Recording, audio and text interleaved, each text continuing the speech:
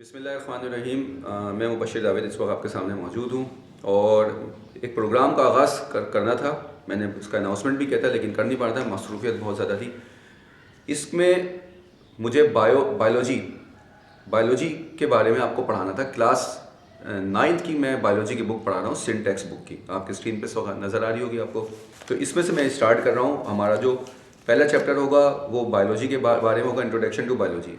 ये बायोलॉजी के बारे में लेक्चर रिकॉर्ड कराने का क्या मकसद है, इसकी थोड़ी सी वजाहत कर दूँ। फील्ड ऑफ बायोलॉजी के अंदर लोगों का इंटरेस्ट कम होता चला जा रहा है।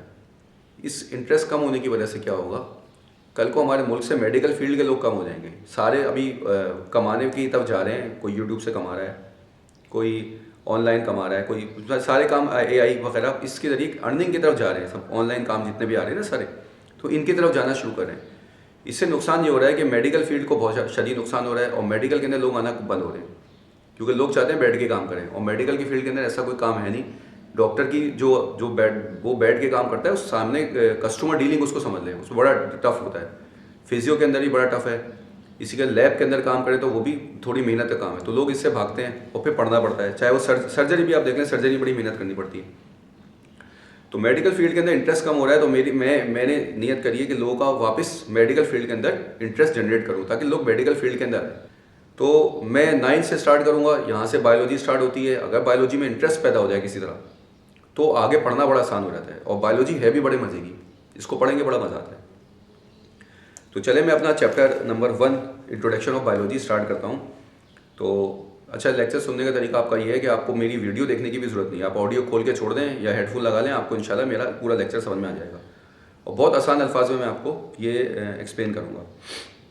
बायोलॉजी में एज अ बुक स्कैनिंग, यानी बुक की स्कैन करके बताऊँगा इसमें क्या लिखा हुआ है और इसका मतलब क्या है। दूसरा, मैं इसके जो छोटे छोटे जहाँ बारीकी हैं उसको बहुत आसान अल्फाज में कर दूँगा, तो आपको समझना बहुत आसान हो जाएगा। अगर आप बायोलॉजी की फील्ड के नहीं भी हैं तो भी आप सुनेंगे तो आपको बड़ा मज़ा आएगा। तो चलिए स्टार्ट करते हैं इंट्रोडक्शन टू बायोलॉजी। जैसा कि आपको पता है कि हर चीज़ का कोई ना कोई मकसद होता है। हम असेस कर लेते हैं। कपड़ों का पर्पस क्या है, जिस्म को ढांपना। पंखे का मकसद क्या है, हवा देना। सेवर्स का भी कोई ना कोई पर्पस है। कैमरे का भी कोई ना कोई पर्पस है। हर चीज़ का कोई ना कोई मकसद मौजूद है। तो इस चैप्टर को जब आप पढ़ेंगे तो आपको के क्या मकासद होंगे, क्या आएगा, इस चैप्टर के एंड में इंशाल्लाह मैं आपको इस काबिल कर दूंगा। अगर आपने लेक्चर सुना, आपको बायोलॉजी समझ में आ जाएगा इस लफ्ज़ का मतलब क्या है, बायोलॉजी की डेफिनेशन क्या है, किस तरह लिखनी है। ब्रांच ऑफ बायोलॉजी भी आपको समझ में आ जाएगा। डिवीजन ऑफ बायोलॉजी क्या है, दोनों में फ़र्क क्या है, ब्रांच और डिवीजन का, ये भी आपको समझ में आ जाएगा। बायोलॉजी का रिलेशनशिप क्या है अदर साइंसेज, दूसरी साइंस से कैसे टकराती है, ये भी आपको इंशाल्लाह समझ में आ जाएगा। कुरान के अंदर कुछ बायोलॉजी के कुछ हिंट्स दी हुई हैं जो अल्लाह रब्बुल इज़्ज़त फरमाते हैं, उसके बारे में भी इंशाल्लाह आपके सामने आ जाएगा। लेवल ऑफ ऑर्गेनिज्म क्या है, किस लेवल से एक जानदार बनना शुरू होता है, कहाँ तक जाता है, ये भी आपको इंशाल्लाह समझ में आ जाएगा। तो चैप्टर नंबर 1 के अंदर हम लोग ये चीज़ें देखेंगे। जब आप बुक खोलते हैं तो पेज नंबर 1 के ऊपर आपका लिखा हुआ मेजर कॉन्सेप्ट, ये मेजर कॉन्सेप्ट आपके क्या हैं। In this unit you will learn, आप सीखेंगे introduction of biology, definition of biology, division and branches of biology, relationship of biology with other sciences, Quran instructions to reveal the study of life, the level of organisation. ये इसके major concepts हैं, यानी कि objective है आपको इस chapter के and में अगर ये सारी बातें आप डिस्कस कर सकते हैं तो आपको चैप्टर समझ में आ गया। तो चलिए स्टार्ट करते हैं। बायोलॉजी क्या है, इंट्रोडक्शन पढ़ रहा हूँ। Biology is a branch of natural science. Biology भी एक साइंस की ब्रांच है which deal with the study of living being, जो हमें बताती है जानदार के बारे में। लिविंग बीइंग, जानदार आपका क्या हो सकता है, प्लांट्स भी हो सकते हैं, एनिमल भी हो सकते हैं, माइक्रो ऑर्गेनिजम्स भी हो सकते हैं। माइक्रो ऑर्गेनिजम्स के अंदर आपके बैक्टीरिया और वायरस भी हो सकते हैं, ठीक है। It provide knowledge about living organism, ये हमें जानदार के बारे में बायोलॉजी की जब स्टडी करते हैं तो बताता है। With different form each other in shape size and composition. हाँ, मुख्तलिफ तरह के जानदार होते हैं, उनकी अलग अलग तरह की शक्लें होती हैं, उनके साइज़ अलग होते हैं, वो अलग अलग तरीक़ों से बने होते हैं। किसी के अंदर एक स्केलेटन है, किसी के अंदर स्केलेटन ही नहीं है, किसी के जो ऊपर के जो एक्सटर्नल है वो अलग तरह के फीचर है, किसी के विंग्स है, किसी के टेल है। तो ये सारी चीज़ें आप बायोलॉजी के अंदर सारी चीज़ें इंशाल्लाह आप लोग पढ़ेंगे।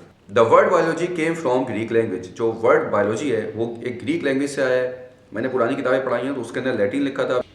तो ग्रीक वर्ड है, बायो का मतलब होता है लाइफ, ज़िंदगी का मतलब ज़िंदगी कहते हैं, यानी कि बायो जो लफ्ज़ है BIO, ये इसका मतलब है लाइफ, ज़िंदगी। और लोजी जो है वो लोगोस से आया है, जिसका मतलब होता है स्टडी या नॉलेज। तो स्टडी जो वो है नॉलेज ही है।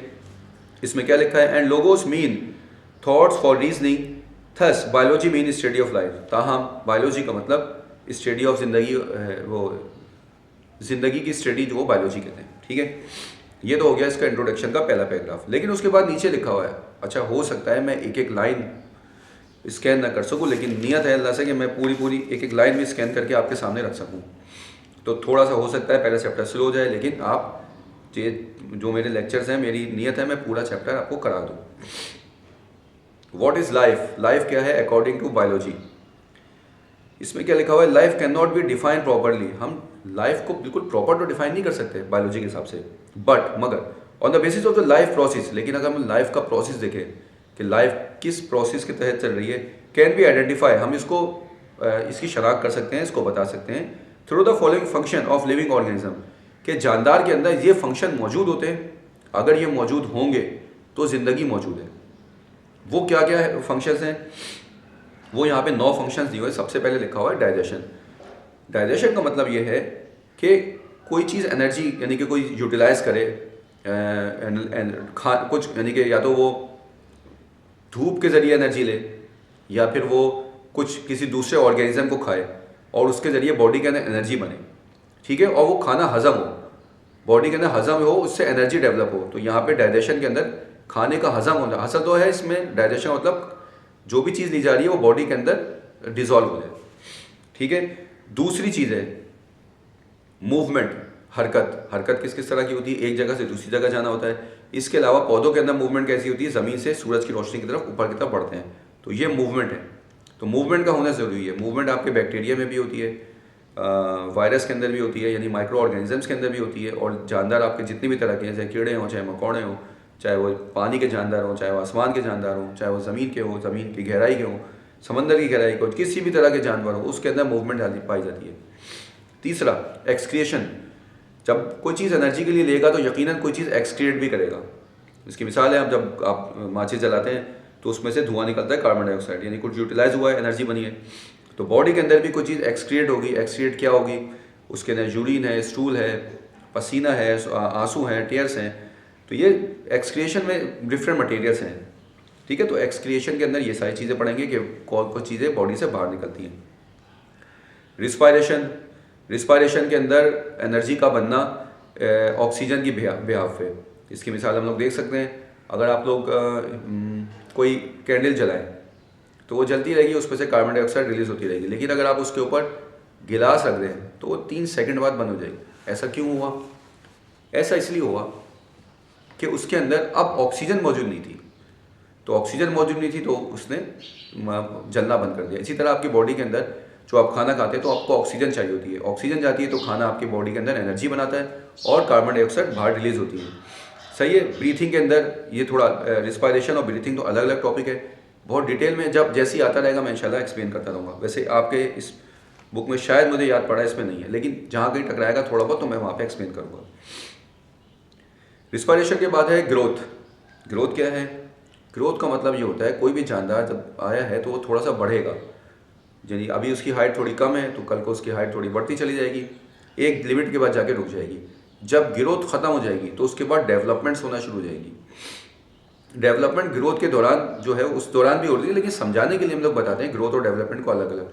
इसकी मिसाल हम लोग देते हैं, दरख्त पहले बढ़ता है, जब वो बढ़ता है तो एक लिमिट के बाद जाके रुक जाता है और फिर वो चौड़ा होना शुरू हो जाता है।